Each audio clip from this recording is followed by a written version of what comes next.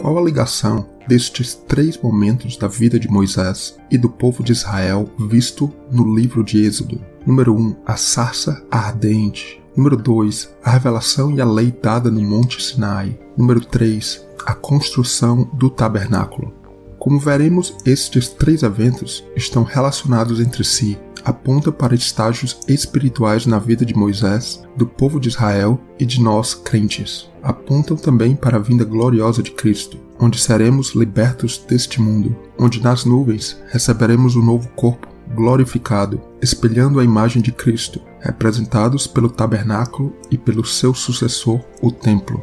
Começando pela sarça ardente, vemos que Moisés estava apacentando o rebanho de seu sogro Jetro, quando ele, Moisés, chega ao monte de Deus, Horebe, também conhecido como Monte Sinai, e Moisés vê uma sarça em chamas e percebe que a planta não era consumida mesmo estando coberta de chamas. Em uma região seca ou deserta, uma planta em chamas talvez não seja uma coisa tão fora do comum, mas Moisés percebe que a sarça não era consumida, e é exatamente neste momento que Deus fala com ele. Interessante que Moisés era um homem que tinha a visão apurada e agia em cima disto. Alguns eventos da vida de Moisés. Número 1. Moisés viu um egípcio maltratando um israelita. E Moisés, que era israelita de sangue, mas egípcio de criação, toma o lado do povo de Deus e age em cima disto. Ele talvez vai longe até demais e mata o egípcio. Número 2. Moisés foge para Midian e vê alguns pastores maltratando as filhas de Jetro, que se tornaria seu futuro sogro, e as protege, permitindo que elas retirassem a água do poço e então deram de beber ao rebanho.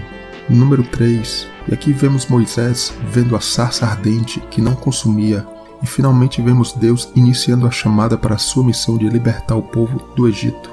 E também vemos quando Moisés morre, a palavra de Deus fala que seus olhos nunca se escureceram, nem ele perdeu seu vigor. Então Moisés estava apacentando as ovelhas de seu sogro Jetro, quando ele vê aquela sarça ardendo.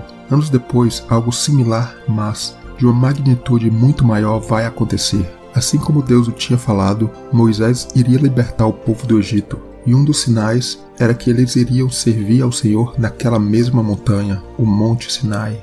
Mas qual a ligação da sarça ardente com a entrega da lei ao povo de Israel no Monte Sinai? Agora no Monte Sinai, com o povo de Israel que tinha saído do Egito, Moisés estava não mais carregando as ovelhas de seu sogro Jetro, mas sim uma nação estava pastoreando o povo de Israel, as ovelhas de Deus. Agora não mais a visão seria de uma planta em chamas, mas sim de uma montanha imensa em chamas, onde a glória de Deus desceu e todo o povo de Israel pôde ver a montanha em chamas, a fumaça, o monte tremia, o barulho como que de uma buzina, cada vez mais alto, e Deus respondia a Moisés em voz alta.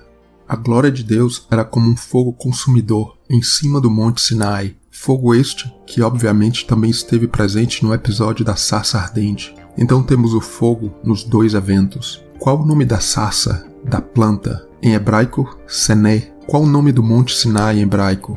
Sinai. Veja aí, não só parecido foneticamente, mas a raiz da palavra Sinai, que se refere ao monte, vem da palavra espinho, que é a mesma raiz da sarça ardente. O fato também é que o outro nome do monte, Horebe, se relaciona à espada inflamada que com o anjo guarda o jardim do Éden após o pecado de Adão e Eva. O nome Horebe em hebraico se escreve com as mesmas letras que espada. Basicamente vemos a ligação desta espada inflamada com o monte em chamas, pois como sabemos e já falado em outras oportunidades, a experiência de Moisés e do povo de Israel no Monte Sinai é ainda hoje comemorada pela comunidade judaica, que o reconhece como o primeiro Pentecoste, onde a lei foi dada por Deus ao povo de Israel através de Moisés. Então, o Pentecoste é essa experiência do fogo consumidor. Deus não quer nos consumir, mas sim reduzir a chamas a nossa natureza carnal e todo o mal que existe em nossas vidas. E o Senhor chamou Moisés no meio daquela sarça, similar a Deus chamando Moisés no meio da nuvem no Monte Sinai. Então fica claro que a experiência da entrega da lei no Monte Sinai é uma experiência de maior dimensão que a sarça ardente. Antes, apenas Moisés. No Monte Sinai, Moisés e o povo iriam passar por esta experiência, mas Moisés acaba tendo uma experiência mais particular e profunda, é claro. E vale ressaltar, pois em muitos momentos ele estava lá sozinho ou apenas com alguns dos sacerdotes próximos a ele.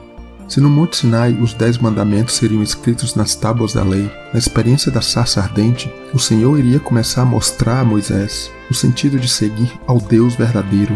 No número 1, Deus se revela a Moisés como o Deus de seus antepassados, aquele que os vai tirar do Egito, tudo ainda no futuro. Já no Monte Sinai, vemos a experiência atingindo um outro nível, onde no primeiro mandamento o Senhor já se revela como seu Deus, aquele que os tirou da terra do Egito.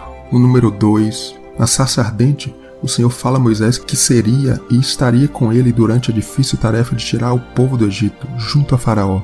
E quando olhamos no segundo mandamento dado no Monte Sinai, o Senhor os diz que eles não teriam outros deuses. Por quê? Porque o Deus único, Criador dos céus e da terra, estava com eles. A profecia dada a Moisés durante aquela experiência da sarça, que não se consumia, seria cumprida quando o povo iria servir ao Deus verdadeiro naquele mesmo monte mais tarde.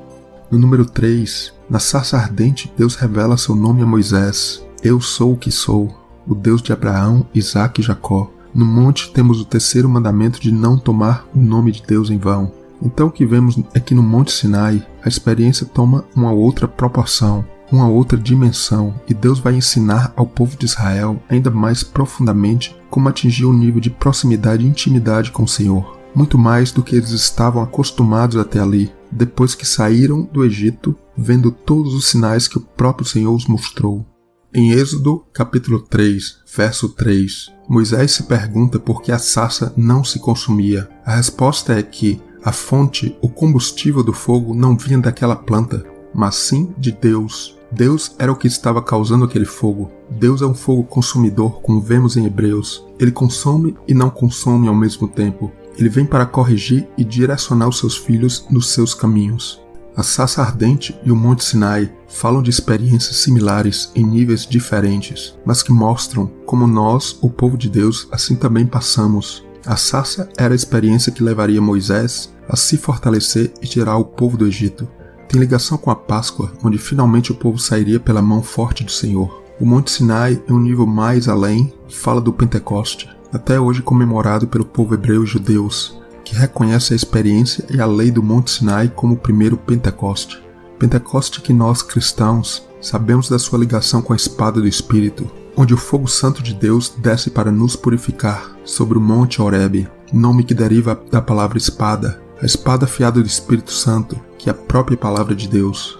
E qual a ligação da experiência do Monte Sinai com o tabernáculo que Deus ordenou a Moisés para que o povo construísse no deserto? Mais uma vez, vemos que o tabernáculo fala de uma experiência similar em um nível ainda mais elevado. O tabernáculo foi finalizado no primeiro mês do segundo ano do povo no deserto. Se no primeiro mês do primeiro ano o povo celebrou a Páscoa, quando eles saíram do Egito, exatamente um ano depois o tabernáculo era finalizado. Durante a inauguração do tabernáculo, vemos que a nuvem da glória de Deus encheu o tabernáculo. Da mesma forma como a glória do Senhor repousou sobre o Monte Sinai, e a nuvem o cobriu por 6 dias, até que no 7º dia o Senhor chamou Moisés. Então a sarça ardente, o Monte Sinai e o tabernáculo são 3 experiências que se relacionam entre si, se relacionam com estágios nas nossas vidas espirituais. Número 1. No início, apenas como bebê, somos retirados do mundo pela mão forte de Deus. Nos tornamos o primogênito, assim como Israel, ali pela mão forte de Deus, se tornou o primogênito na saída do Egito. Número 2. A experiência do Pentecoste já é um passo à frente, onde buscamos ouvir a voz de Deus e deixar o seu Espírito Santo nos guiar, a espada de Deus, e iluminar os nossos caminhos.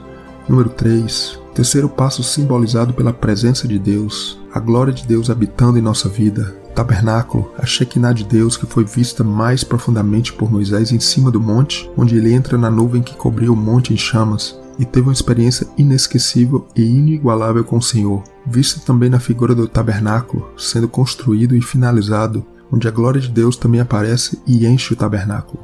A segunda metade do livro de Êxodo, a partir do capítulo 24, contém um grande e lindo quiasma. Veja só, na letra A, na parte azul em cima no capítulo 24, vemos Moisés subindo ao Monte Sinai, e a glória de Deus cobre o monte. Deus aparece como um fogo consumidor. Deus chama Moisés no 7º dia e ele entra nas nuvens. Veja o grande sentido do sábado, a presença do Senhor em nossas vidas. O 7º dia.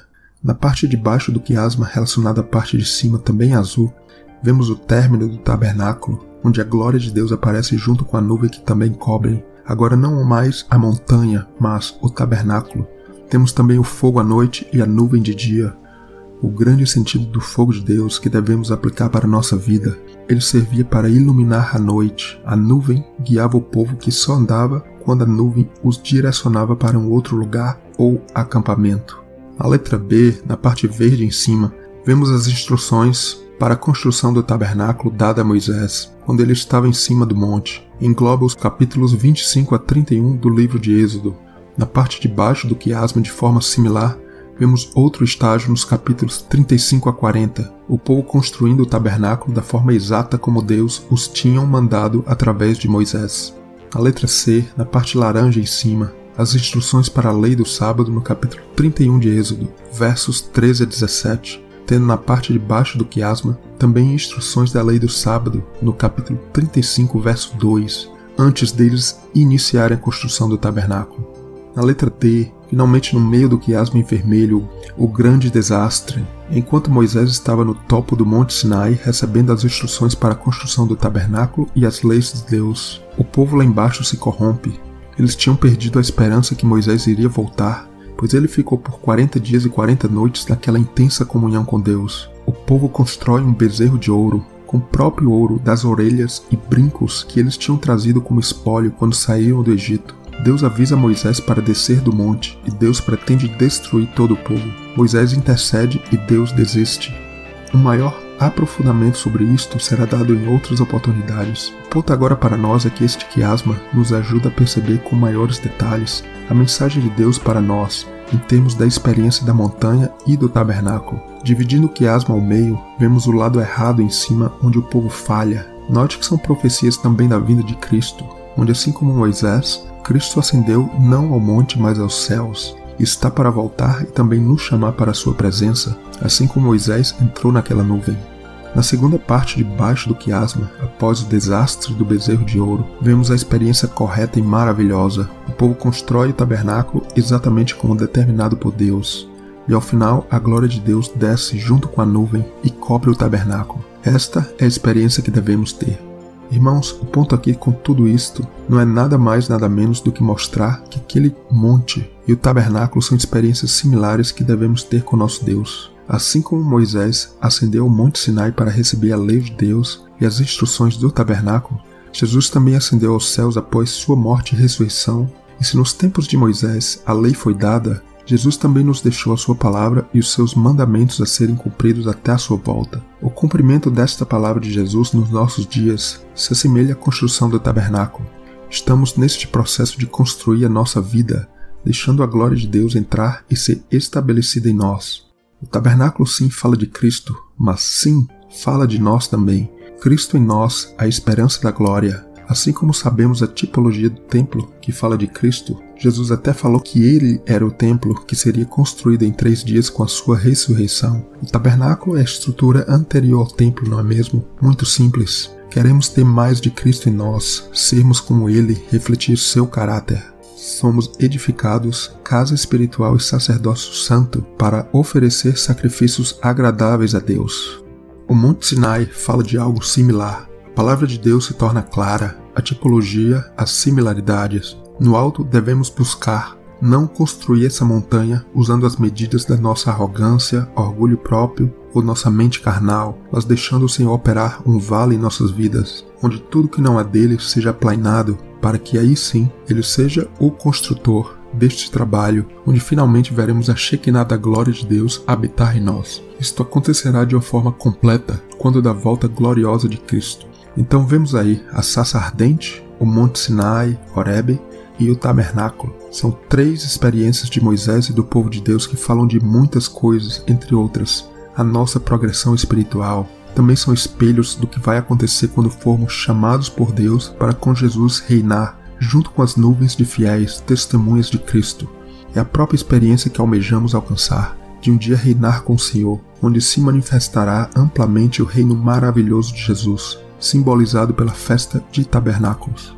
Que não sejamos conforme os padrões deste mundo, mas que sejamos moldados e transformados conforme os padrões mostrados pela palavra maravilhosa de Deus. Que o Senhor nos dê um espírito de sabedoria e revelação, assim como foi dado àqueles homens que foram escolhidos para trabalhar nos vasos e utensílios do tabernáculo, nas vestes dos sacerdotes e no tabernáculo em si descrito no livro de Êxodo.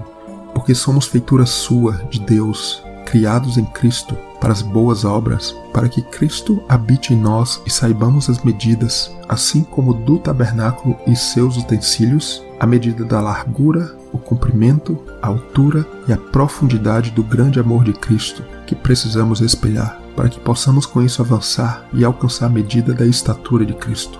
Na sequência, vamos explorar mais um pouco dessa ligação do Monte Sinai com o tabernáculo, falando um pouco mais da volta de Cristo, vendo um lindo quiasma em cada um dos dois eventos, onde também veremos Deus chamando Moisés.